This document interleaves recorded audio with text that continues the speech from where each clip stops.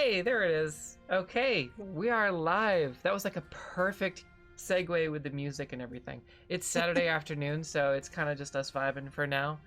I'm sure some people will filter in eventually, but Saturday afternoon is nice for kind of our little impromptu thing because we can vibe a little bit and, not have to worry about like a Saturday night flood of like 800 people into the chat. So welcome everybody. Welcome back to another episode of ESPDND podcast. I am not your storyteller for tonight, just the host of our podcast.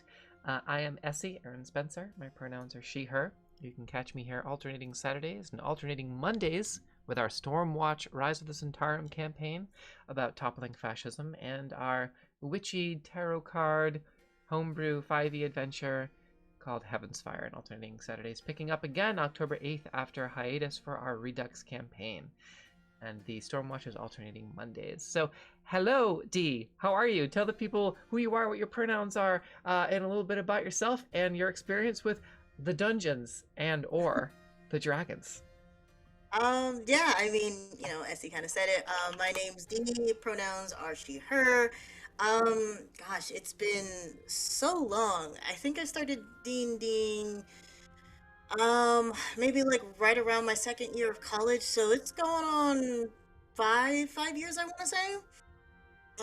It's been a while. And I more recently started DMing, and I want to say I'm going on my first year of completing that because I think I started DMing.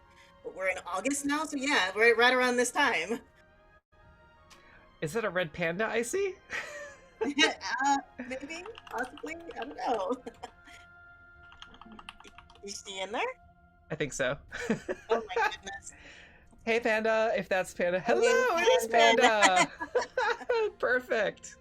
I also started DMing, or not DMing, I also started getting into 5th edition. So D&D has a long history with me. I started when I was 10-ish with my brother. He had AD&D 2nd edition. And oh wow.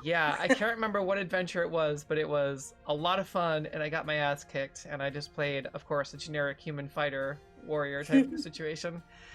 He had to throw a bunch of NPCs in with the mix, like I think back then they still had like dwarf and elf type of thing. Yes. Yeah, So that sounds about right for second edition. I more recently, I'm sure we'll get to talking about it, but more recently started sort of falling in love with second edition. Not necessarily because I like the stats, but I like what they had to offer, specifically mhm. Spelljammer. I love all things space, and the fact that Spelljammer was a thing, I want to say one of my DM friends had introduced it to me, and I just kind of went a little wild. I went a little crazy because I found out that D&D and space was a thing that I can then mix together, thus Spelljammer. So yes, there are a couple things that from second edition I do enjoy. I have no idea what the hell Thaco is, but I will figure it out if only to delve into spacey things. Now wait a minute. Is this a different red panda than our panda? This is wild. What? There's two red pandas that are What? yes.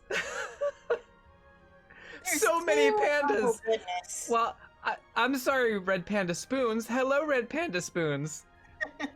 It's funny because our other friend, Red Panda, always talks about how she's always in the forever DM corner as well. So when I saw that, I was like, oh, I guess Panda changed her Twitch handle to say Red Panda Spoons because she says that all the time.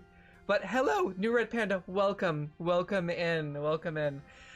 This is ESPDND, the podcast. We're happy to have you. My mind is just Red Panda. Yeah. Same with our other panda. That's wild. That is wild. Well, in any case, are you ready to jump into our first impressions on the Radiant Citadel? Absolutely. I'm excited, y'all. All right. Well, let's get the window capture up. See if this works. Yay! All right, I just gotta zoom down a little bit.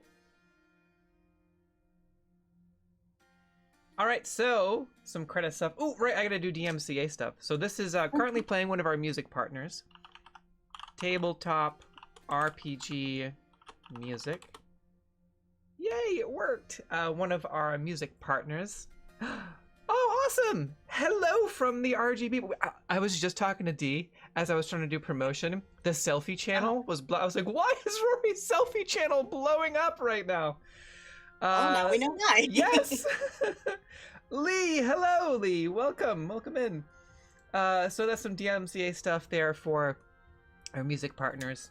And of course, the writers for Radiant Citadel, Justice Armand, who I'm familiar with some of their other work. I hear that name a lot. So Dominique Dickey, Ajit A. George, Bashir Gauss, I think Ju?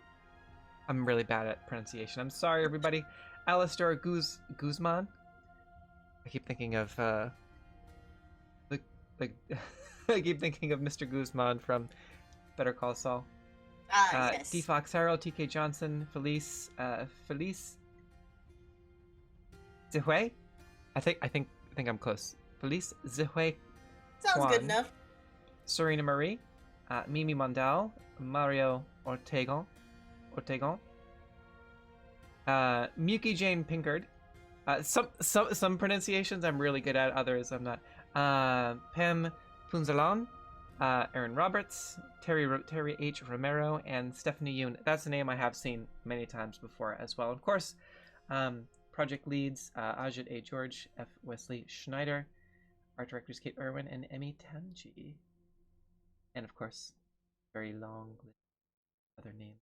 So, Radiant Citadel. Is this the index? That is just the index. We're just gonna do first impressions. Sure. Okay, so I'm gonna read the block text here. I'll just go through this. In the heart of the ethereal plane lies an ancient and mysterious city called the Radiant Citadel. Through tradition, cooperation, and ancestral magic, 15 civilizations are bound to this wondrous site. Journeys Through the Radiant Citadel is an anthology of exciting adventures that explore the cultures and myths of these realms. The adventures and Journeys Through the Radiant Citadel were created by members of the D&D community with connections to various real-world cultures and mythologies. Embarking on the adventures of the Radiant Citadel will expand your gaming horizons, give your characters new perspectives, and might change the way you look at fantasy tropes and traditions, which I think is the point, which is awesome. Yes. As adventurers are the lens through which we explore fantastic worlds, they shape who our characters are and what they believe in. The greater the variety adventurers offer, the richer our characters and, by extension, our gaming experiences. From glittering light markets to undersea cities, from curse-afflicted villages to angel-ruled city-states, these adventurers provide a pathway to never-before-seen lands and stories. The gates of the Radiant Citadel stand open, and a rich tapestry of stories is yours to explore. You know, I looked at this the first time and I thought that this was a roll table and it's just the chapters. Oh, I see. Yeah. And it's got the little like which levels are appropriate for which adventures. But honestly, with that little blurb, I'm super excited. Like I've heard rumblings, and I've tried to kind of like stay away just so we can have a more authentic reaction. But I've definitely heard some rumblings about how cool some of these adventures are. So I have been asked to run this potentially. I can't say any more than that. It's in the works. I have been asked to run this by one of our partner servers, the owner and lead content creator, creative director at one of our other partner servers. And I'm really considering running it, but I think this next part here is kind of for folks who are kind of like me, who are, yes, I'm trans and I'm queer, but I really am concerned with making sure that I do this respectfully and correctly. So that being said, there's a little blurb here about exactly that. So I would be curious to get to get your thoughts on this. So new homes at your discretion, players can create characters who are from the locations presented in this book. Consider allowing players to review the gazetteers. Of course, okay, that's just a basic intro. Okay, thoughtful introductions. While exploring the locations introduced through these adventures, be thoughtful about how you roleplay and describe groups of people, of course. Consider the guidance here when running adventures. Okay, and then these are the guiding factors here. So broad descriptions. Describe everyone's features, not just those whose features are different from your own. Okay, I like that.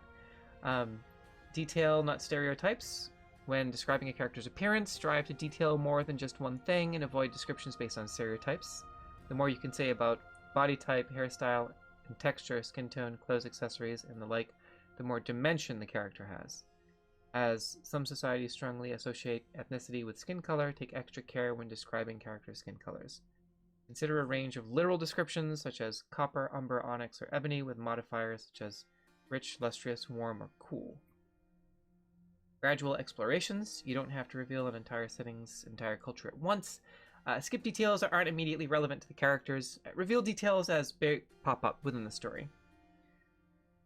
A scene in a tavern presents opportunities to introduce distinct foods, while a market trip is a great time to note varieties of dress. Okay. Highlight what's familiar.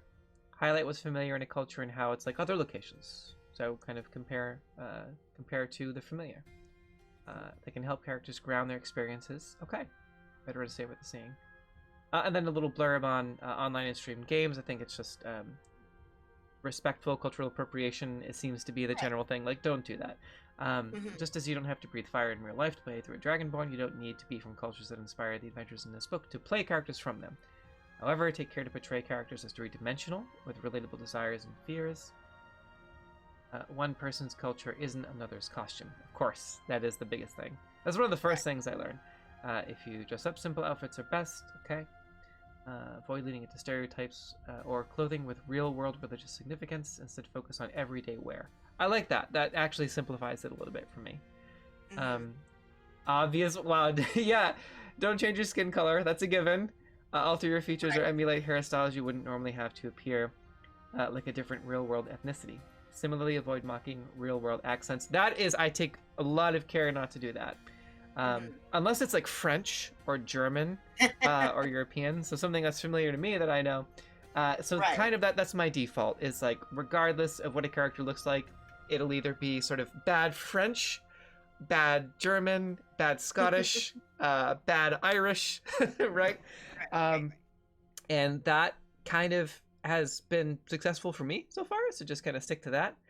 Or British, that sort of thing. Those are the accents that I tend to stick to. So, gotcha. All right. Initial thoughts on the guidance provided by WotC so far. Because to me, as a white woman, I'm like, okay, I really don't want to fuck this up, right? So I want to. So I think that's important because obviously it's not anybody else's job for me to be like, can you please tell me how to run this correctly? So I'm really happy that WotC put in a little blurb because it avoids the burden of having to educate me as a white woman who grew up in an educational system that basically didn't give a shit about this stuff. And it is exhausting. So I'm really happy that WotC put this in here because it does provide, for someone who's like genuinely wants to do this correctly, provides that guidance. So like when I was asked to run it, it was kind of, I was like, okay, but I want to do it right. So I'm glad this is in here. Thoughts? I mean, I think it seems fairly genuine. I really like the point that they highlight of, bringing the detail, but don't make it a stereotype. I think that's a really important thing to kind of highlight because too often we kind of find ourselves, wanting to emulate and wanting to like bring that representation, but then we kind of fall into those stereotypes of like, oh, I might be wanting to portray, let's say I'm just trying to think of like one of the adventures that I had heard of. I might be wanting to portray someone that is from the South, but I don't want to do it in such a way that it is disingenuous and portraying them in a negative light because they already get enough of that. You don't necessarily you want to honor, but you don't want to stereotype. Right. And I think that's a really important thing to kind of point out. Yeah. And thank you, by the way, Red Panda Spoons, for the posture check, because I have scoliosis, or early stage scoliosis, I think, from all my years of gaming, because when I get really intense in gaming, I kind of lean forward. And the hydrator dies straight. So, Dee, if you have a beverage. Oh, I don't. I should have. Oh, I have my little snacks, but I okay. didn't go get water. Oh, you need water. You gotta have water on a podcast. I have my Pride peach tea, which is so I buy this shit in bulk, even though I can only get it in individual cans. I just get like 10 of Mm. I'll get like 10 on payday and just throw them all in the fridge. But yeah, no, thank you for your thoughts on that and your affirmation for me on that, because I really want to like make sure that when I do end up running that game, because I think I'm going to end up doing that collaboration because it's a limited run. Obviously, it's not a campaign that will go on forever. Right. These adventures seem like pretty quick, so I Mhm. think I'm going to end up doing that as a partner collaboration. So I'm excited. I'm excited to run it. That being said, I think there are some roll tables in here as well. Civilizations and jewels. Okay. Concord jewels. This is interesting. Beyond the Radiant Citadel drift the Concord jewels, which connect the city to its founding civilizations, which is, I think, the 15 surrounding civilizations. Each jewel is Yes. a building-sized vessel capable of holding hundreds of people and tons of goods. Okay, that's cool. The jewels take a variety of shapes. Their interiors are similar. A cylindrical core holds containers for goods, including livestock. Surrounding the core is seating for passengers. Okay, this is kind of like already getting into that realm of Spelljammer-ish, science fantasy-ish. Mhm. Citadel employs official operators called clavigers to pilot the jewels. Each Concord jewel is linked to one of the civilizations that founded the Radiant Citadel. A jewel unerringly travels between the Radiant Citadel and the homeland of the. Okay, so is this how? It seems like this is how they get back and forth. Okay, Yes. cool, cool, cool. 'Cause I think my understanding is that the Citadel itself is kind of like a hub, and you can, bounce in between these different adventures. Oh, okay. Yep, yep. Land, embark, plane shift, controlling a Concord jewel. Yep, clavigers. Okay, all right, that's cool. So when you're in the main hub, uh, it seems like from what I'm getting so far, you can let me know what your thoughts are. It Mhm. seems like y'all are going to start in the Radiant Citadel, explore the Radiant Citadel, and take one of these Concord jewels that has the appropriate determination here. So if you're going to um, the San Citlan civilization, you'd take the Fire Opal Concord jewel. Right. Okay. That's kind of what that's what my assumption would be. All right. That's pretty cool. What do you think of that? As like a hub, and then I you're taking think the Concord jewels and kind of zipping like Spelljammery back and forth. I think that's pretty cool. I think that's fantastic, Yeah. because it kind of gives you, different things to play with, because it's not just about, of course, the Radiant Citadel is kind of like your melting pot. That's probably Right. where you see like a lot of different meshing of different characters, kind of like, this fantasy New York City or LA, or, some big city like that. But then you also have sectioned off areas that your players can explore. And I kind of like that, because it not only, again, brings that highlight of how these cultures kind of interact together, but then highlighting the different cultures in their own space as well. And I think that's like Mm. super, super important. Yeah, I mean, so far so good. That's pretty great.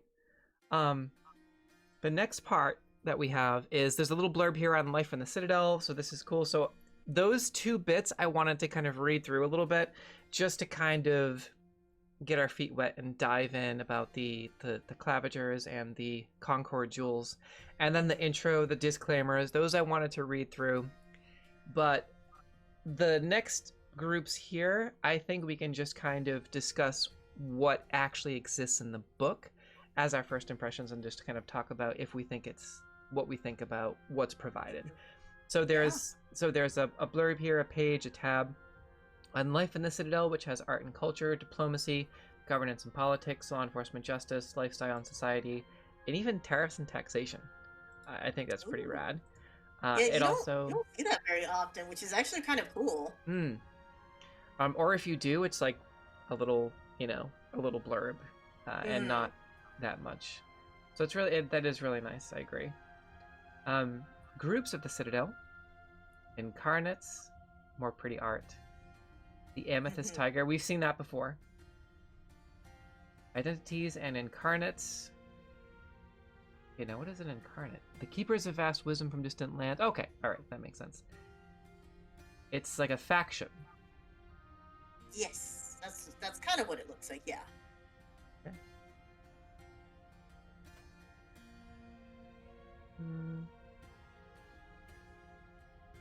Speakers for the ancestors. Characters, shield bearers. Yeah, okay, so the city has its own factions and everything. There's even a tab for Citadel defenses. What you'll see when entering the Citadel, legends and lore. And also, oh, here we go. Here's a D4 for adventures in the Citadel. Okay, so far, Concord Jewels, Life in the Citadel, Groups of the Citadel, Citadel defenses, entering the Citadel, legends and lore. That's a lot already, and I think it's pretty cool to have that much kind of just thrown in there, just about the Radiant Citadel, which is just your hub. Right, and I think it's super important to, as you know, as was already mentioned, to make it seem like that melting pot, to kind of, give a little bit of a backstory to each one of these places, and your hub. Because, I mean, if your players are going to be walking around in the Citadel for a long periods of time, whether or not they're doing, a shopping episode, let's say, or they just want to go explore, like, you can't give me a map like this and say, no, we're just going to explore, like, the specific cities. No, I want to see how the people interact with one another. I want to just experience the city. I would say that as a player, and as a DM, I think it's super important to have that legend lore that you can insert into parts of the city to make it kind of feel lived in. Yeah, I mean, I'm just impressed with how much there is. Right. Let's see, I want to try something here, and I want to mute myself in the Discord. Yeah, I mean, there's just like 10 little tabs just dedicated to the Citadel itself, and I think that's super, super cool.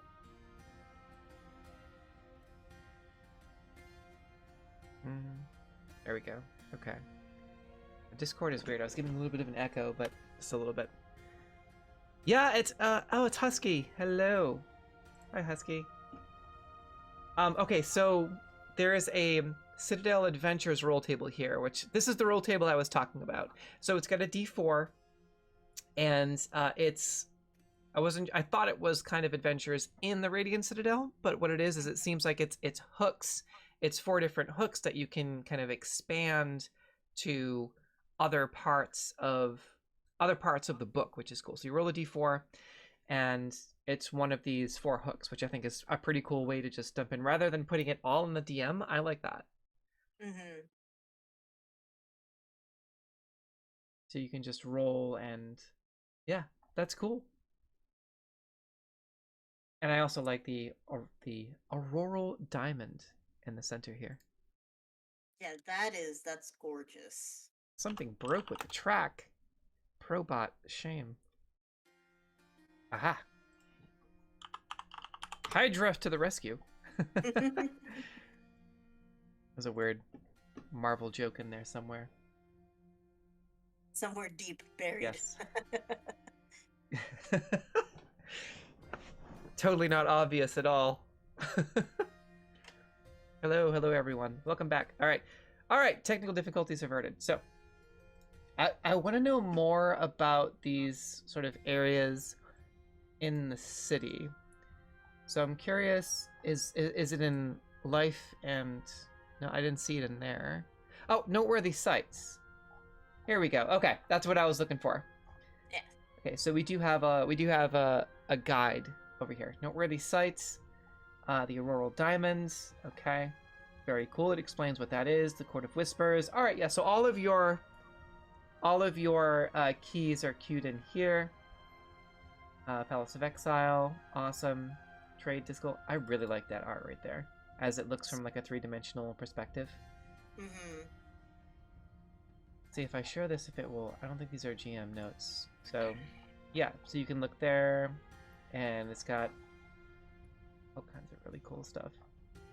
Yeah, I really like that last piece of art when you can see it from like three-dimensional Kind of like space. yeah, and I think that's gorgeous because the other thing, looking at it, I didn't even realize there was like a secondary level right under this. Mm-hmm. Yeah, it kind of like looks like it just kind of wraps around the crystal, which is really cool. Oh, okay, I see what's going on. So if you look at it, like I totally missed that. So it looks like it kind of wraps around like that way. Gotcha.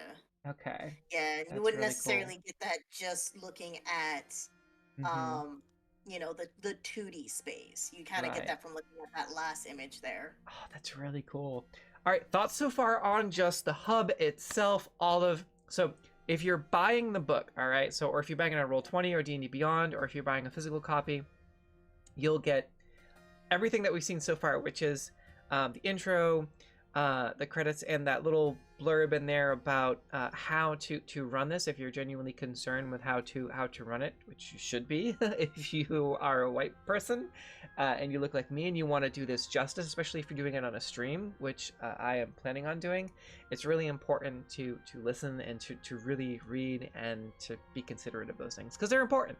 They are very Of important. course. Hmm. And you also get all of the features. So you get the key, the map, the extra art, the noteworthy sites, which is part of the key, the Concord Jewel system, which is how you transport the players, and this kind of spelljammery crystal, which is really cool. It's very like Superman universe type of situation. Daily life in the Citadel, groups of the Citadel, factions, and everything. And the Citadel is the melting pot.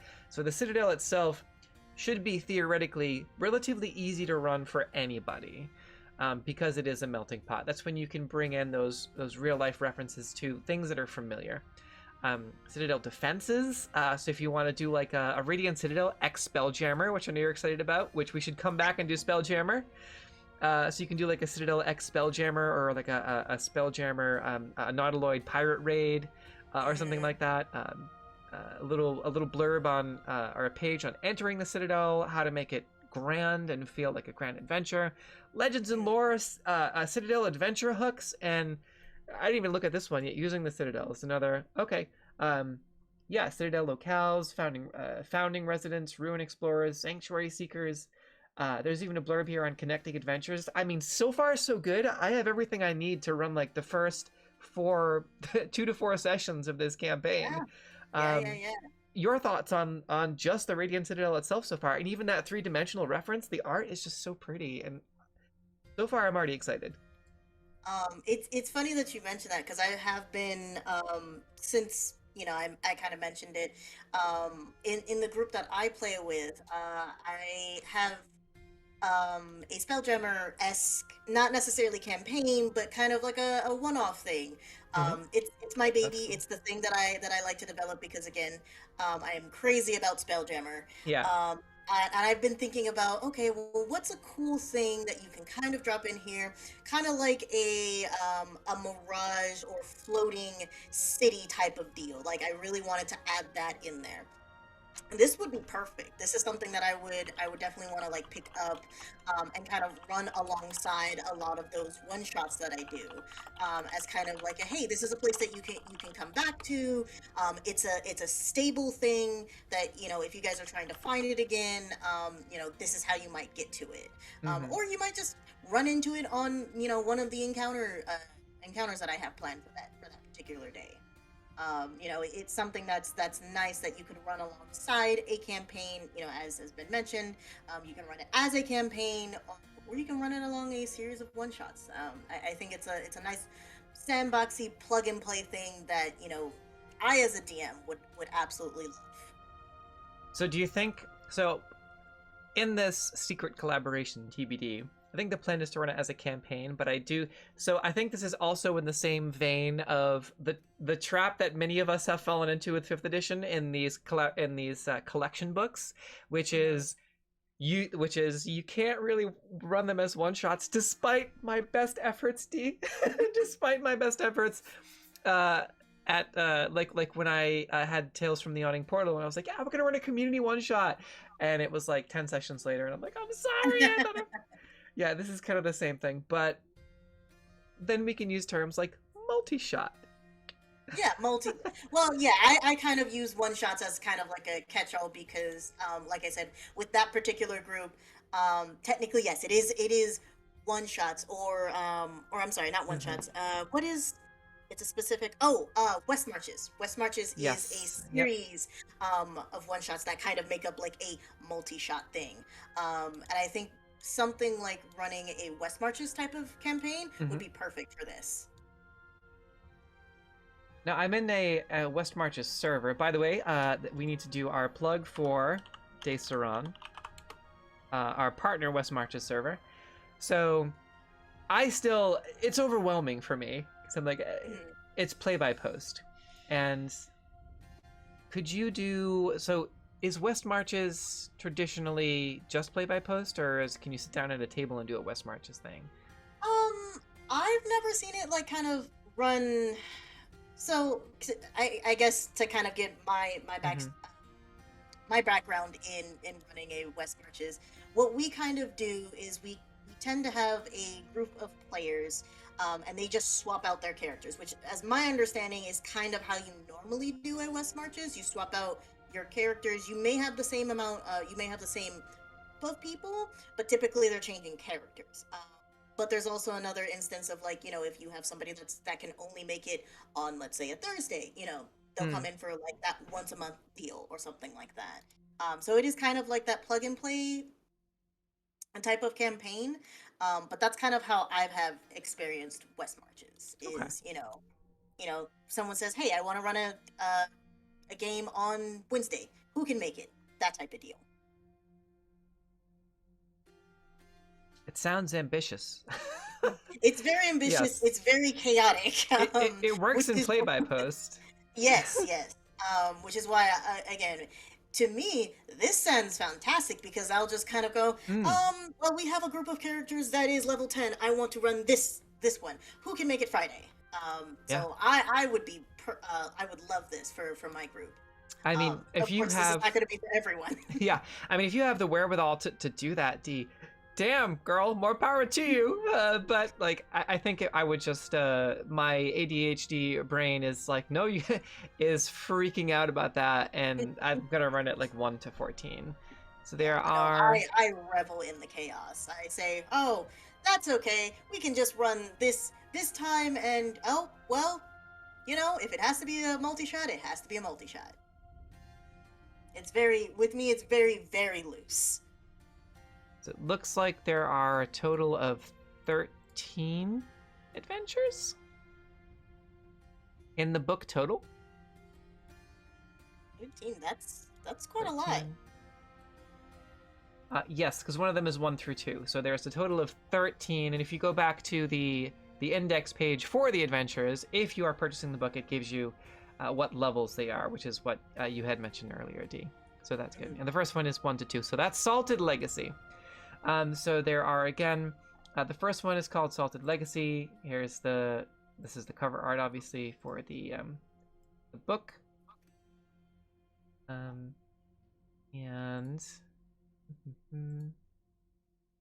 that is the 1 through 2. So this is the only one that is levels 1 through 2. So this is we're just going to go through the adventure kind of description, and we're going to just talk about our first impressions on the adventure descriptions, what we think of each one, and then we'll go down to monsters, and then that'll be our first impression. So keeping it simple, just Sure. kind of hanging out, chatting with the community, filled up. So thanks everybody for coming and vibing with us on a Saturday.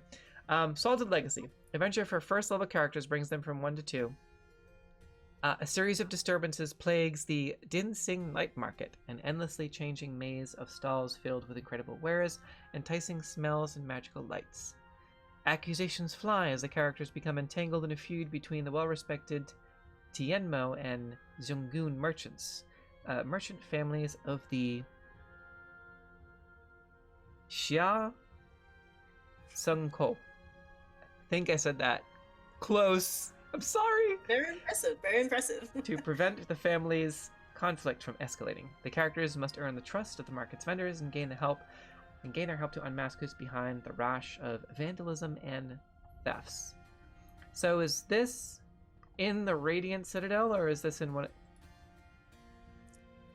It sounds like you could fit it or slot it right in the Radiant Citadel. I don't know if it has it specifically there, like in the GM notes. Um, but I mean, to me, it sounds like it goes right in the little market area of the Radiant Citadel. Oh, here it is. Okay. It is. Okay. Could be any city's bustling trade district. Okay, and okay, so here's what I heard, and it looks like it's correct too. It looks like, hello, hey Rudolph, Veroth, hello. It looks like you can take this setting and it gives you sort of a key as to, or some advice as to Oh. where you can put it in other settings, which is really cool. Mhm. So it says, okay, yep, you can put it in the Radiant Citadel, Eberron, Forgotten Realms. Yeah, no, this is great. Okay. So that's the first adventure. Very cool art. I mean, so far that sounds great. I like that you can put it anywhere. It kind of gets people started. Mhm. There's, let's see, what do we have for maps here? Here's the market, the Dinsing Night Market. That's cool. And I just want to double check on setting the adventure. Residents of the Radiant Citadel seeking a different selection of goods. Yep, okay, so they go to the trade market. So it is confirmed in the Radiant Citadel. That was a little confusing to me at first, but it's right here, right around Okay. this area. Trade Discal. There is a... Oh, that's cool. I just like flipping through the art with you. This is great. So it looks like there is some challenges. Oh, nice. Yeah. Okay. There's not too much there's not too much detail without reading through the whole thing Mhm. as to what it may entail, but look at this adorable art. This is great. Oh my goodness, who is this? Why is he in the pasta? I Oh, don't such know. a Yet cutie. yet to be revealed. Okay. Oh, here we go. Okay, here's the background. So we can do the background too. So the Zungun and Tianmo families have always had a complicated relationship. While their trades and relationships to the Dinsing night market differ, their stubbornness and intense family loyalty are the same. Both believe they're paragons of what a night market merchant should be, while also believing the other family has been jealously sabotaging them for years. Despite this, the current heads of the two families. Oh, and here's a pronunciation key too. All right, Din Sing, I was correct. Uh, Gemin Zungun, I was correct. Kasim Maroon. Yep. Okay, so there's a whole pronunciation table down here. And that's super important with how there's going to be a whole bunch of Yeah. them that Yep. I'm sure people will be familiar with, but then also at times they will be unfamiliar with, Mm-hmm. and wanting to kind of give respect to those specific cultures that you aren't as familiar with. I think that's super, super important. Mm-hmm. In recent weeks, thefts and vandalism targeting both families' businesses have rekindled old suspicions, and the feud threatens to reignite. Okay, all right, there we go. There is our background and setting. Okay, general thoughts on the first one. A feud between merchants. It gets people introduced to the Radiant Citadel. They get to explore. They go to the trade discal and get to meet some of the locals and to experience the melting pot that is the Radiant Citadel by introducing some of the other cultures here. Yeah, I mean, I'm hooked because I like that there is a lot of opportunity, um, for different types of encounters. Mm-hmm. I think too often, not to kind of go on a tangent, but I think too often, um, of the three pillars of D&D, uh, social exploration and combat, I think far too often we don't have enough social and not definitely not enough exploration. I think this gives you the perfect opportunity to explore those two pillars of D&D.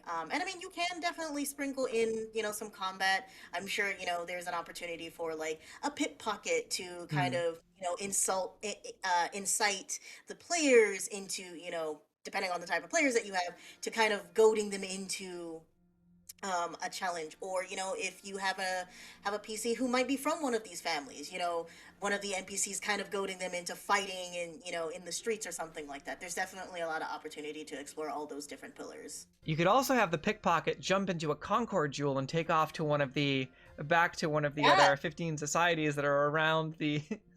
exactly. Yep. And that's So, another plot hook that you could also mm-hmm. just casually drop in, that isn't necessarily given to you by the book. There's some opportunity for you to be a little bit more sandboxy. Yeah, Romeo and Juliet. I was kind of thinking that the two families That's and how that's exactly what I was thinking. and you can also have your spelljammery type of stuff come in. Like you could have a rogue pirate, who is part of a Hmm. larger potential raiding fleet, kind of crash into or inadvertently become revealed in the Radiant Citadel. But very cool. Okay, the next one is Written in Blood, an adventure for third level characters. Every year, the Awakening Festival draws folk from across the rich expanse known as God's Breath, which is one of the other worlds, uniting Okay. celebrants as they tell their history in song and set the course for the upcoming year.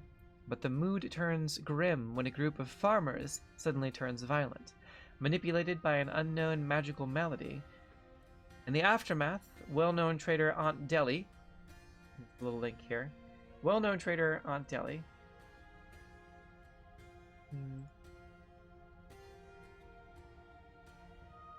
yeah, and when you click on that, there's even a little description, right, about who Okay. they are. See if I can get their pronouns in here. Yeah, yep, her. Okay, so you can get her what she wants, what her goals are, personality traits, ideals, bonds, flaws. That's really cool. I like it when they do that. Hmm. And then there's also fears for her granddaughter Kiana. Also has a handout. See, this is what I like about Roll20 is with all the handouts, and it's very easy when you're doing a podcast, but like when you're doing a game and you can just click, click, click, click, click, and then just go back and get to the other stuff. So I think that's one thing Roll20 does actually kind of well. And again, same thing, who she is, what she wants, type of personalities, that sort of thing. A worker at the farm the attackers came from, deep within the outlying farmlands known as the Rattle. When the characters investigate, they are pitted against a lurking evil that uses a young woman's grief and loneliness to lure new victims. So that's the overview. Is another art page. Traded farmers attack Aunt Deli on the streets of Promise. And there's a little block text there. Okay, all right. So third level adventures. You can travel to the Rattle and to God's Breath. Thoughts on the second adventure so far? Again, these are just initial impressions based on art and just based on the descriptions alone. Honestly, I feel like I'm a little biased because this feels like I'm looking at, um, you know, I'm looking at a lot of familiar faces, obviously. Yes. But I think I could also perfectly picture this happening, somewhere possibly, because this looks like a parish. This screams to me Louisiana, New Orleans, like that type of area. Okay. Especially with, like the farm. And if you're just kind of like just briefly looking at the architecture that you see in the starting adventure art, like I said, that looks like something I would see in Louisiana. Yeah. So I think this is, again, I'm biased. I would definitely want to go there as a player. hmm This would be one of the places where I'm like, okay, nope, I'm just gonna mess around in this particular ritual. I will be here. Y'all can do whatever else you guys want to do.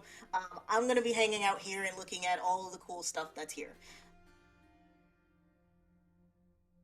Especially with this, whatever's going on with the mysterious power that's kind of taking over the farmers here.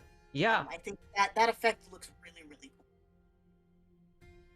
So these are GM notes, so I'm going to keep that hidden for now from the community, the lovely community that is watching us, because I don't want any spoilers to leak out, because I might be running it on one of our partner servers. So again, the background, it's kind of this malady. The farmers. I'm not sure what folklore this is taken from specifically. There's a lot of familiar tropes about as Rudolph is saying in the chat, this mysterious malady that is kind of putting these farmers in a trance-like state, almost zombie-like. Though they're not sort of undead, but some sort of a trance that's causing them to kind of turn against their own community, which is interesting. And of course, you got to go in, and there's this sense of escalating tension as more and more people probably succumb to whatever this is. There's a lot of tropes you can identify with that. Yeah, I think I mean, if we're just kind of continuing with the Louisiana theme, you know, there is some aspects. If I don't want to call it voodoo because I've been taught to not call it voodoo, and I don't remember the specific word that I was taught. It's terrible that I'm forgetting it right now, but I think there's a lot of opportunity to explore themes like that, especially because I don't remember where it was, but the honoring the ancestors. Um, if you're going with the Louisiana theme, I think that would be perfect for something like this. A lot of Creole heritage you could find in something like this, especially when it says where was the blurb? Oh, everyone calls her aunt. That's something very, very close and dear to you know, African Americans, specifically Creole, living in Louisiana, living in the South. Everybody calls you aunt, you know, or everyone calls you cousin. You know, you might not necessarily be related by blood, but you're a cousin. Yeah. Now, are you? I knew you were in California, in LA for a bit, right? And are you in Louisiana now? Currently, I'm in Texas. Texas, okay, but so we're in the South. Yeah, okay. But yeah, no, I kind of moved around to kind of give a little bit more real life story.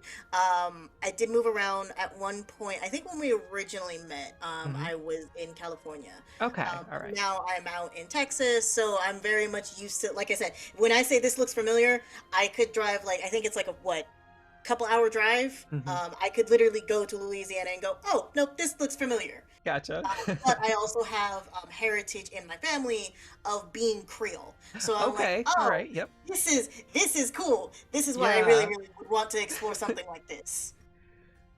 Let's see what else is in here though, because I think we can elaborate if this is if you're excited about this adventure, we can do a little bit more into the background here.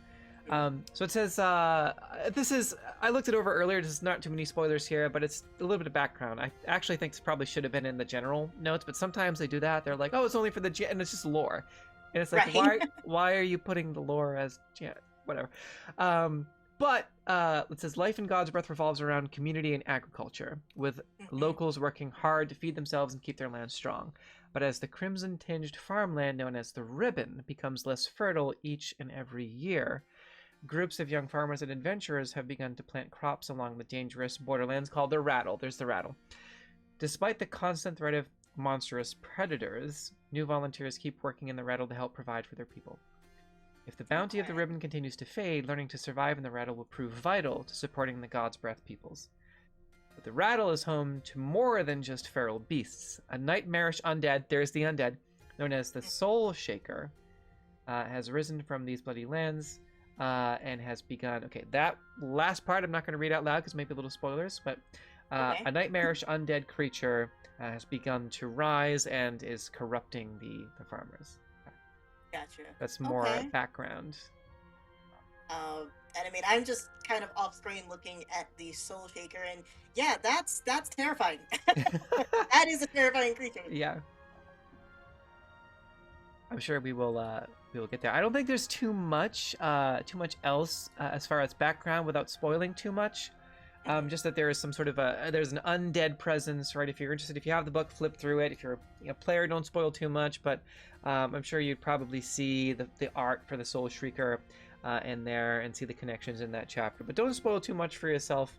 I think that might be a minor spoiler that there is this undead creature, but I think that was assumed because everyone in God's Breath at the start of this adventure is acting very very zombie-like.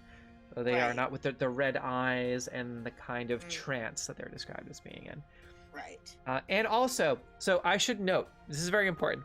Hang on, let me just catch up as the chat here. Yeah, I was actually gonna say, if you want to look at the chat, the Yeah. last thing that Rudolph Movo said, Yep. that's kind of what I was getting at, the Mm. Haitian zombie mystique. Like I said, a lot of people know it as voodoo.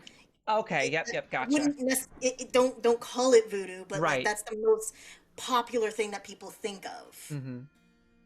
I had also heard that too. Was don't call it that.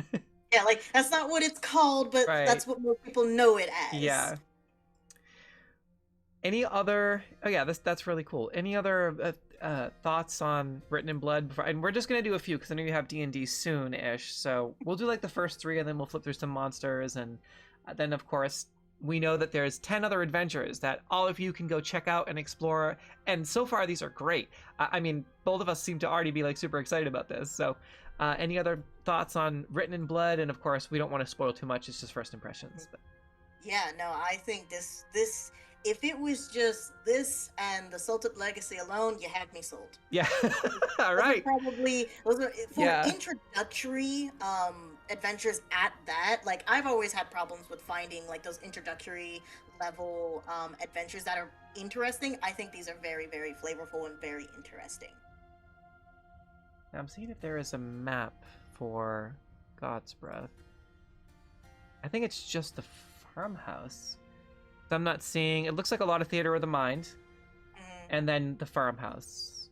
So okay. I think you'd And probably, yeah, there's nothing to say that you couldn't make your own. I mean, right. not to plug Incarnate, but Incarnate would be one of those options that you do have available to you that you could be using. Mm-hmm. Because I know our GM Panda got me hooked on Incarnate. I love it. Same. Oh, I remember what I was gonna say. There is also, I'll tab over here, included with your purchase. Hello, Wizards of the Coast. We love your content very much. Same thing with Roll20 and D&D Beyond. Hello, all three of you. If you want to sponsor us in any way, we wouldn't hate that. That being said, included in your purchase of the Radiant Citadel, in all mediums, whether you buy a hardcover or whether you buy or purchase it on Roll20 or D&D Beyond, is the Journeys Through the Radiant Citadel Gazetteer. And for every single chapter, you have an individual little gazetteer or a blurb and a compendium content. So the Radiant Citadel has everything we already discussed. Chapter 15 is Beyond the Radiant Citadel, which has some additions to the Taib and the Umizu empires, and also how you can expand your adventure. So if I just click on this in the compendium content and go to, and this is also in the Roll20 as well. So Beyond the Radiant Citadel. Just some, yeah, and then you can further dive into the Taib Empire or the Umizu empires. And then also, Cool. yeah, so let's go onto the God's Breath Gazetteer and also check that out. So yeah, there is a pronunciation guide here. Cully, Deli, Dre, Kiana, Polder, and Tungsten seem to be the main characters. And this is all this is all stuff I think you can show to your players. It seems like. Yep, a God's Breath features, noteworthy sites, Nightwater Cove, Nightwater Isles, the Ribbon and the Rattle, Town of Promise.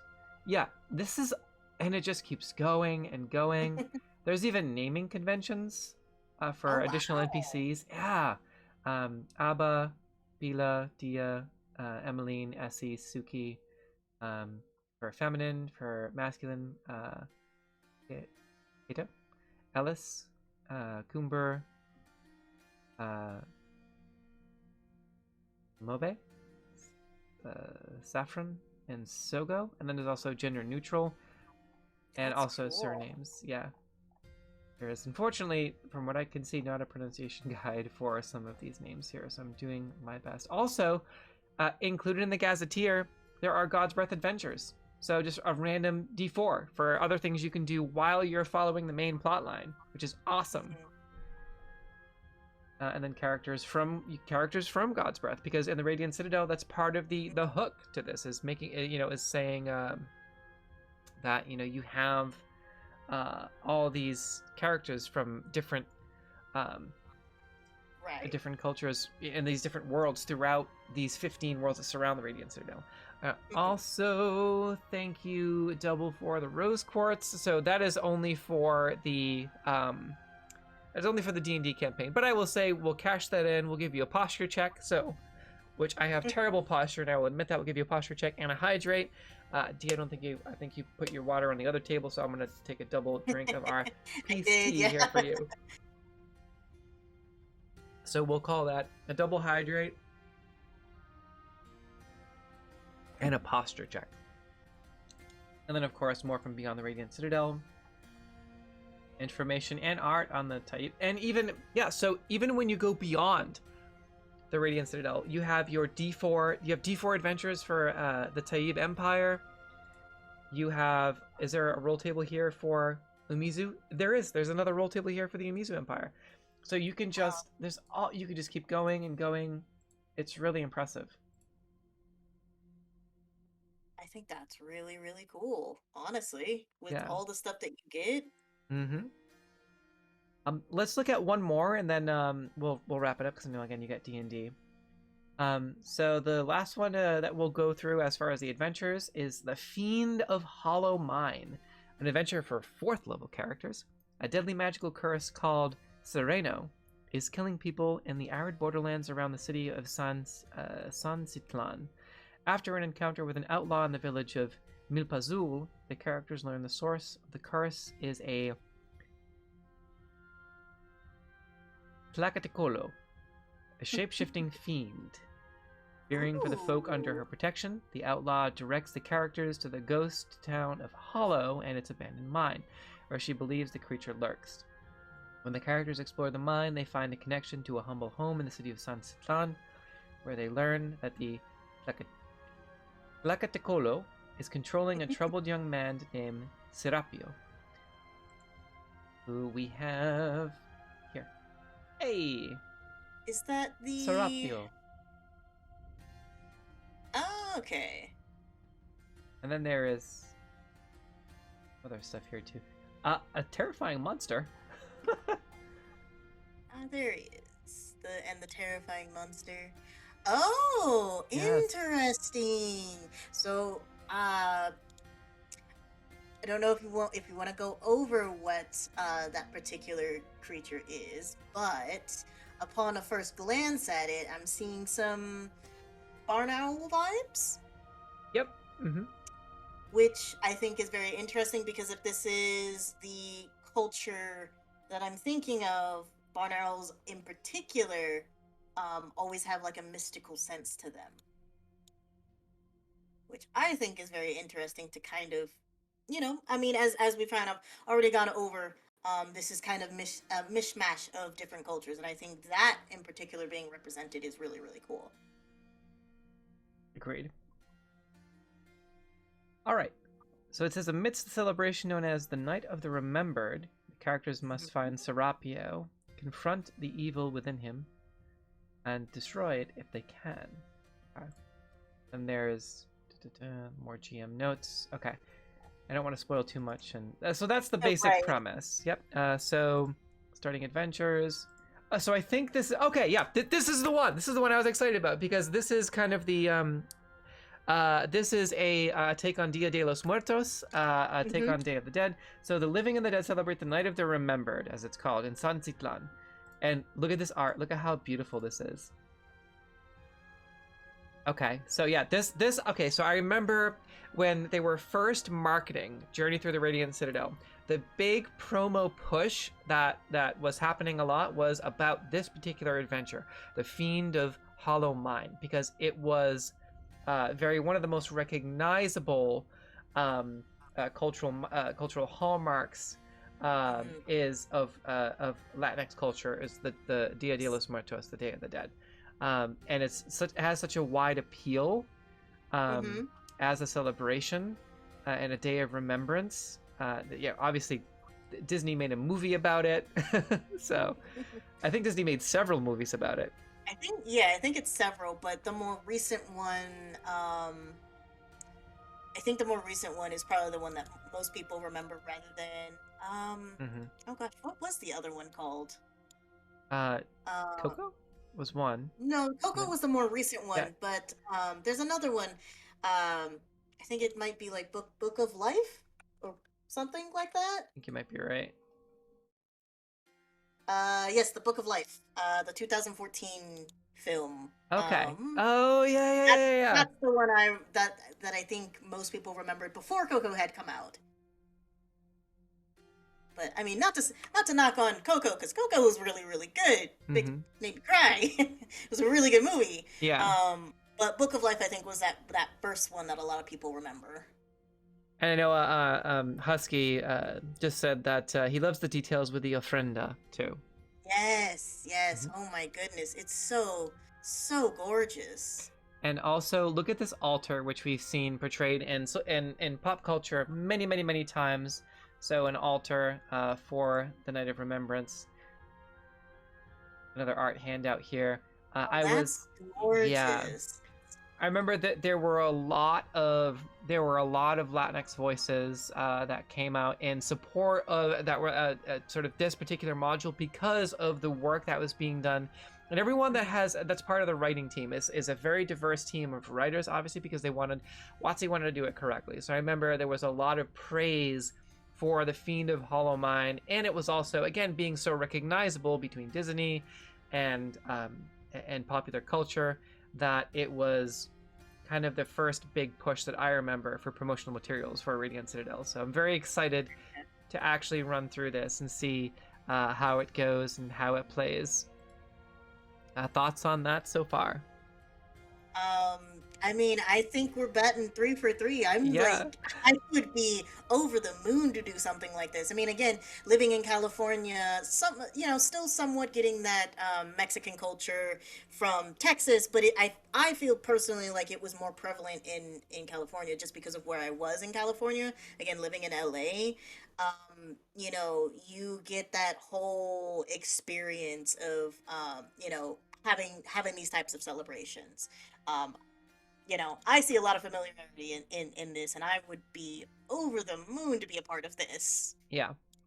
And by the way, I have to share this because I'm gay, and there's a really pretty elvish woman here, and two of my favorite colors, and You red are and gold. killing me. My God, this is a beautiful woman. Yes. And she's an elf, Yep. man. Like, Mm-hmm. you're killing me here. I um, cannot contain the gay. and also It's look at this flower dress. Oh, And that's the gorgeous. the handout is called Diva's Attack, and this woman is wielding a heel. And if you know, That I it's love that great. she's Yeah. really a heel. Yeah. Yep. Pretty lady in a pretty dress. Although I gotta say, the River of Gold handout, I'm all I can say is I'm very gay. And also there's a roll table here for rumors when you're in there, and of course, Ooh, yep, that love me some is numbers. yes, that's the third adventure, and fourth adventure. The fifth adventure we start to get into, and I know we're running short on time. But this is, I believe, the first adventure for East Asian cultures, The Sins of Our Elders. I'll share some of the art handouts here. Okay. Again, Yeah, I can see that influence, especially with the Mhm. tiger. Of all, like, tigers are very symbolic in more and more Eastern cultures, specifically Yeah, in like Chinese culture. yeah. I would love to do a part two to any of my Asian friends who wanna come in and talk on any of these other adventures that were written by Asian writers and that take place in East Asian cultures. I would love to have you on the show and talk more about this, but we are kind of running short on time here, and I think we've gone through the ones that call out to us, that we kind of gravitate towards, and I'm very excited. Now the Wages of Vice. It looks very like it could be like when I share this too. It looks like it could be very queer coded, And for me, as someone who is pan, was pan, I'm more of a lesbian now, but just sort of a queer trans lesbian. And sometimes pan, depending. There was an inside joke about that from the GRTW server, but a queer trans lesbian, any queer adventures are like super cool to me. Anything that's even remotely queer coded, that is sort of a celebration of colors and life and gender expression, anything like that, I'm super interested in. So Wages of Vice, especially because of that really pretty lady, the elf lady. I want to know more about her. I'm like, I want to know more about this woman. I think my first impression of just kind of looking at the Wages of Vice kind of looks like Mardi Gras. Yeah, Like, that looks like Mardi Gras. Yeah, that's probably what it is. But from what I am told, that Mardi Gras is also very, and that Bourbon Street is very queer coded, and that part of the celebration, in a way, is just a celebration of, part of it is has to do with expression, gender expression, and just sort of a coming together of all walks of life in celebration of colors and life, and sort of celebrating your identity. If I have that part of Mardi Gras correct, that is sort of an element to the celebration. Or it has been recently, but I don't know. I think it's more recent, just Yeah. because, well, I mean, obviously we can't really get too into it, but I mean, if you look into the history of just Louisiana as a state, and Yes. specifically New Orleans, there's so much to go over. Like I said, getting into it now wouldn't necessarily do it justice. Right. Just because there is so much history that is there in that specific area. But I think, to your point, yes, more recently it has been a little bit more. How do I want to put this? More accepting. Yes. Is a word. Okay. That is a word. That is accurate. We used to celebrate Mardi Gras in Catholic school, which was weird. We had like a Mardi Gras celebration, but I was like, okay, yeah. I mean, I wasn't complaining. It was a big thing. They would have streamers and confetti and gifts and sort of jewelry and beads and everything. It was, I mean, it was interesting. It was interesting to be in like a very white area, having your Catholic school celebrate Mardi Gras. But I mean, I think their intention was in the right place, because if you the Catholic Church specifically, not that, I mean, I'm a pagan now, but I remember that was roughly when they had sort of they had a big push for sort of cultural outreach, and because of all the scandals that were happening. And if you look at all of the sort of Christo-fascism that you see kind of popping up around the country, it is kind of very white Baptist type of thing, evangelical, like I'm sorry, not Baptist, the white evangelicals of various different sort of subsects, right? And I remember it kind of makes sense that, like, even though there's a lot of problems with some of these other communities, that the Catholic Church has been trying to do this outreach. But again, I'm a Norse pagan, so none of that really applies to me anymore. But it's fascinating to hear about that, and about like why we learned about, and we had a day for all these different cultures in Catholic school, and it was because that was when they started doing their outreach program, because of the other scandals that were happening in the Catholic Church. Yeah. But anyway, enough about that. Let's see, as far as creature tokens here, I'm gonna put you on the token page, and we'll just take a quick look at some of the art here for the creatures. Oh my goodness, there's so many. Yeah. If you had to pick one that calls out to you, I mean, this one right here, the Bakunawa, is like the first one that catches my eye.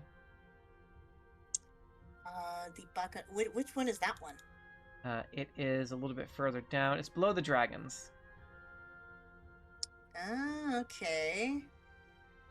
I mean, I'm biased, so of course the first thing that popped out to me were the dragons.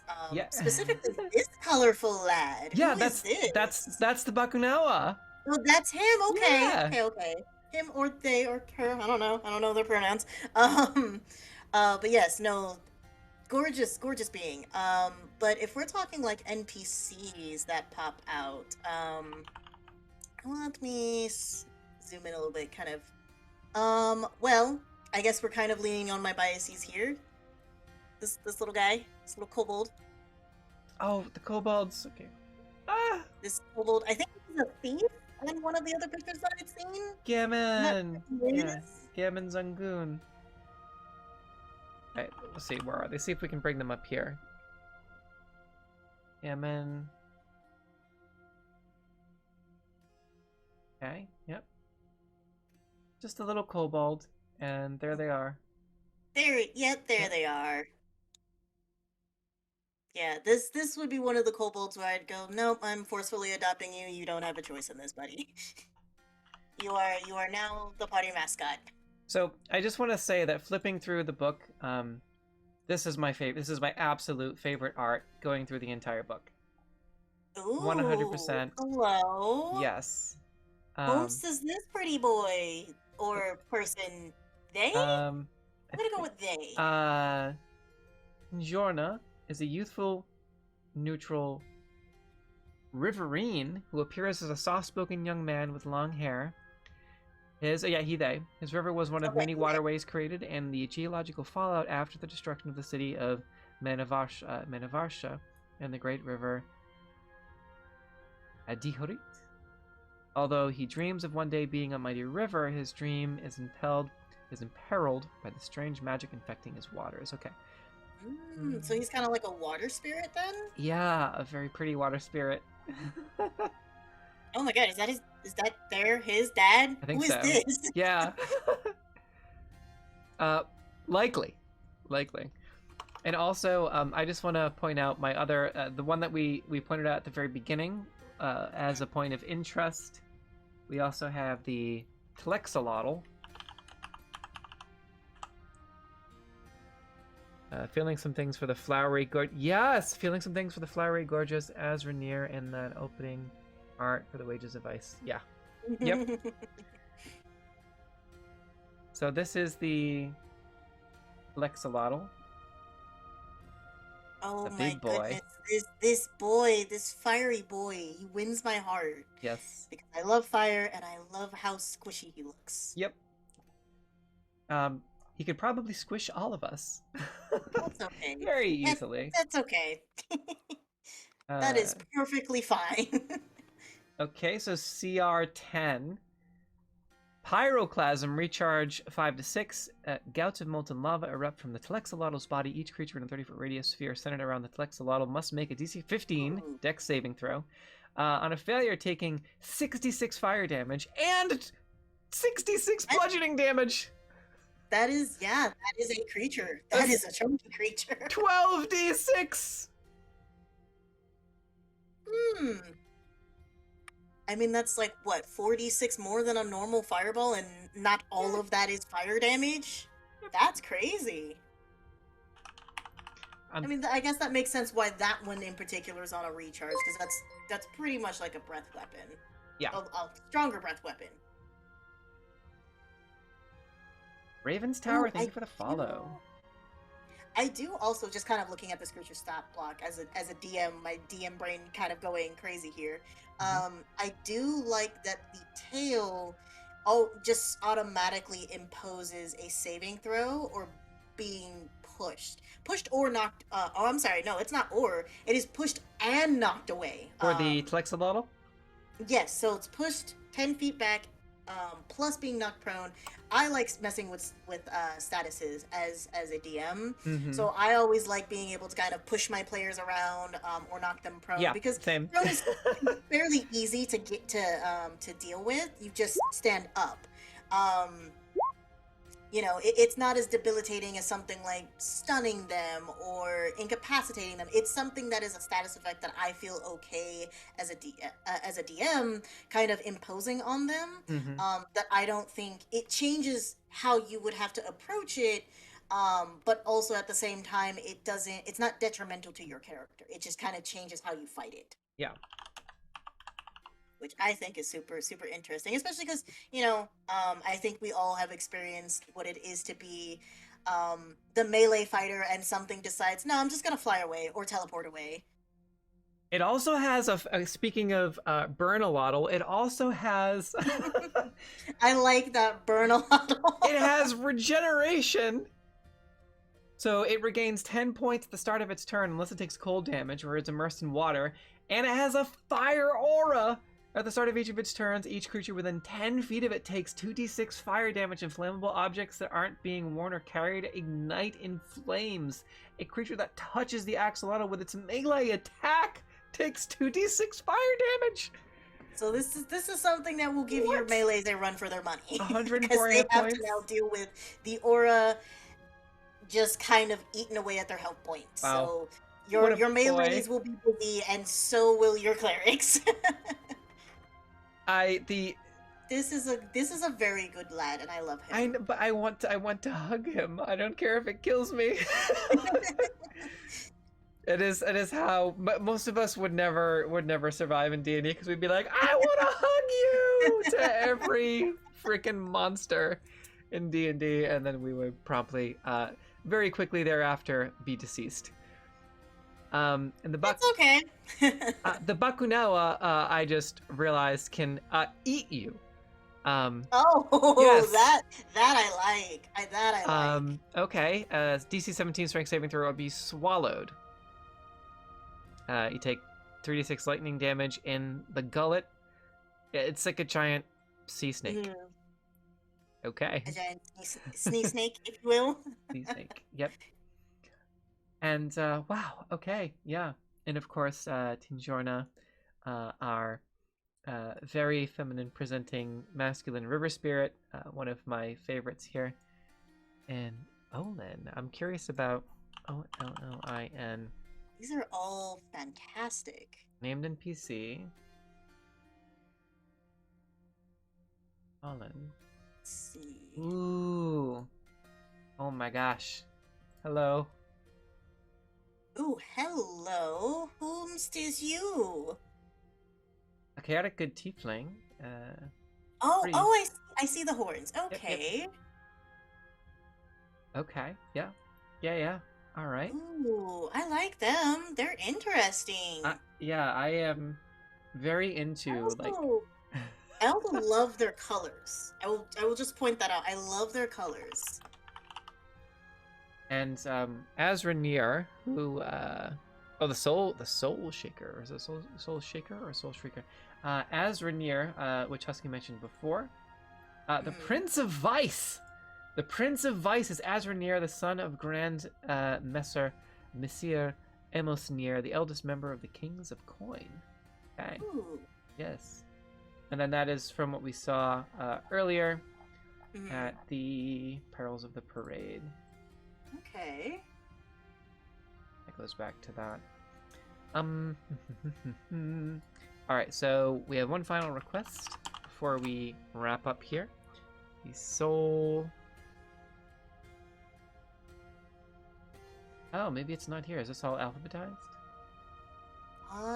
Looks... Well, maybe not. Let's see. Where is it? Look for something that looks undead, I suppose. Oh, yeah, there it is. Okay. It's not coming up. There it is. All right, last but certainly not least up for the day. It's funny, I just saw a Roper. The Soul Shaker. This is from God's Breath. This is from the second adventure that we were... Oh, okay, yes. Yeah, okay. Yes. This was the one I was looking on, and yeah, this is terrifying. Challenge of... my heart melts for Azra. I know, for Azranir. You just wrapped up a game where you fought a Soul Shaker? Yeah, how was it? Did you survive? So it is DC 4. It has Enthralled Lure. The Soul Shaker can cast the Gia spell. Holy shit. Requiring no spell components and using Charisma. DC 12. Okay. You better pass that saving throw. Yeah. What were you going to say? I'm sorry. Oh no, I'm just saying it's not terribly overpowered. I mean, it's a 5th level spell that it has, but the spell save is relatively low. Yeah. I think, well, depends on your caster, but I think there's a lot of casters that do get charisma to their saves. So theoretically, your once a day should be fine. Should be. Mm-hmm. If not, well, I suppose your encounter just got a little harder. Yeah, and if you get charmed by Geas, you're fucked. Yes. To speak bluntly. Also, yes, also the chat pointed out more arms to hug you. More arms for. No, I don't hug from that one. No, not that one in particular. That one don't need hugs. Yeah. Thank you, chat, for that glorious gem. That's fantastic. Okay, so chat, Raven's Tower, we took it out without too much difficulty. It grappled our barbarian, but I used Vortex Wrap. Oh, nice, to get them out. Roll the nat 20 to save versus its awesome. Nice. Very cool. Heck yes. Reconstruction. When the Soul Shaker is reduced to 0 hit points, it explodes into 7 crawling claws. Oh, that's awful. That's awful. I love it, but it's awful. Consuming Vitality. A Soul Shaker targets a creature it's grappling. If the target is not a construct or undead, must succeed on a DC 14 con save or take 2d6 necrotic damage. That's pretty deadly at level 4. The target's hit point maximum is reduced by an amount equal to the necrotic damage taken as a CR4? Well, I mean, that's crazy. It's not. I think this is a little bit hilariously. I think this is a little bit more tame than the Shadows, which is another undead that is infamous for killing low-level characters. We've talked about this before, about Dee's relationship with Shadows in D&D. God, I hate Shadows so much.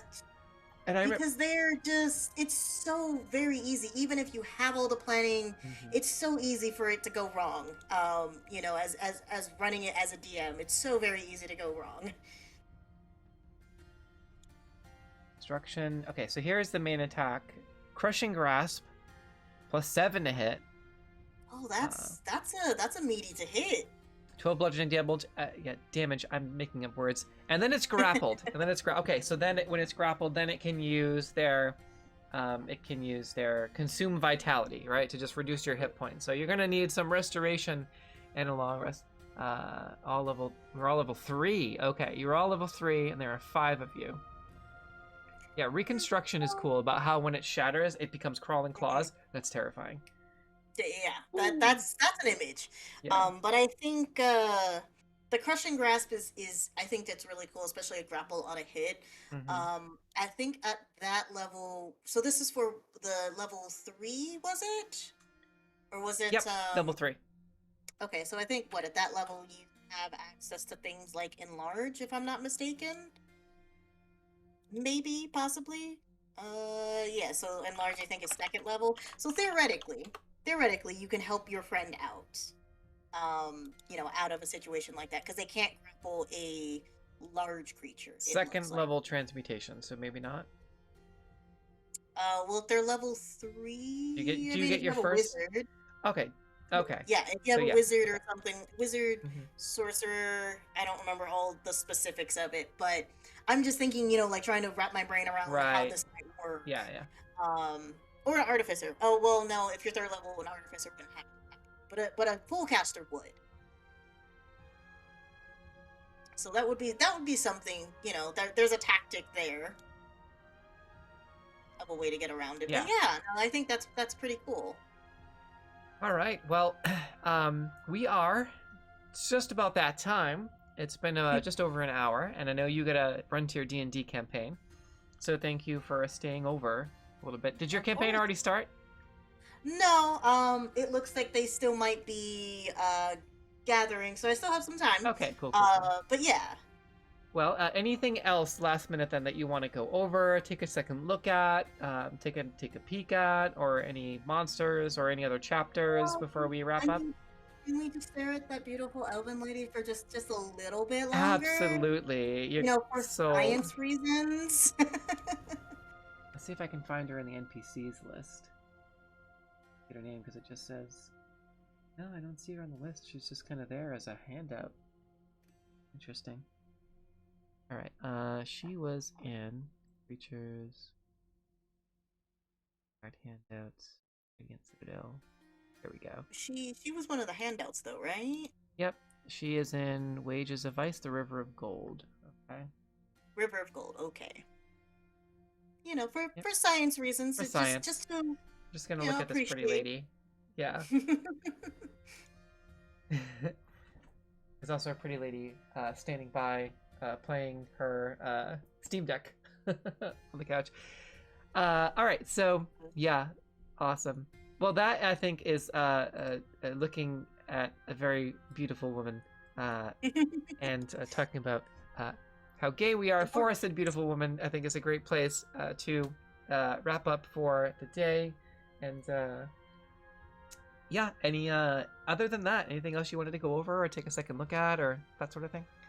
I think no. I think honestly, like this is one of the books that I would certainly want to purchase and be super excited to run, just because of all the little lore tidbits that are in it, all the interesting NPCs, and all the, like I said, all the cultures that get explored. I think this is one of the really cool ones.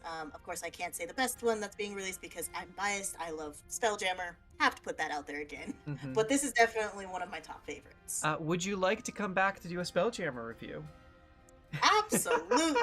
Okay, you want me to talk about space, I will talk about space. Not to put you on the spot like that, but but I know you've been hyping it up for most of the podcast, so I want to at least extend the invitation, and hopefully we can do another collaboration to discuss Spelljammer and totally geek out on that. Yes, absolutely. Like I said, you know, as you've heard me say, love Spelljammer. Definitely would love to come back for something like that. Well, I'm excited for that. And if you are queer, if you are witch or witchy adjacent or pagan adjacent, and you are into tabletop role-playing games, you can join our Discord server here, of which both of us are members, of course. And Dee, tell the lovely people of the internet where they can find you, where they can, if they like cats and food. Yeah, I mean, if you guys like cats and food, you can follow me on Instagram, AfroPuffLady. Or if you find yourself needing maps for some of these, I am also on Incarnate. I definitely make a whole lot of maps. I think right now, again, most of my kind of shtick has been Spelljammer in preparation for the book coming out. But, you know, I can always take requests as well. Awesome. Well, thank you, Dee. It has been an absolute pleasure once again to talk with you on ESPDND about our love for D&D, 5e specifically, and our experience with previous editions, and looking forward to the future of D&D 5.5 and whatever else happens to come our way. So thank you so much for having this conversation with me. I very much look forward to our Spelljammer conversation, where we can do this again and rant and go through and do our first impressions or a deep dive. I like the first impressions. Look, I think this is a good format. Yeah, I think the first impressions were really, really good. And obviously, no, thank you for having me. It's always a pleasure to come back. Of course. We're always happy to have you. So thank you again. And we will catch, I'll let you catch your D&D game, and we will see you back here in a couple of months or so, roughly, to deep dive into Spelljammer when it comes out. Heck yeah, girl. Awesome. And right, I will see you tomorrow in our home game, our D&D home game. We're in the middle of a war, and I missed the last session, so chaos is happening. Yeah. There's a lot in that one. We got to catch you up on that. All right. Well, I'm excited to jump in, and hopefully we can... chaos and shenanigans is happening. So, and to all of our lovely community members, thank you for hanging out with us. Thank you for vibing. Thank you for just this is honestly the best live streamed podcast that we've done as far as community engagement. So yeah, we're doing it. Usually it's just, this is great. So thank you, everybody. We love you all very much. And until next time, and again, thank you so much, Dee. Until next time, be gay, do crimes. Peace out, witches. Bye, everybody.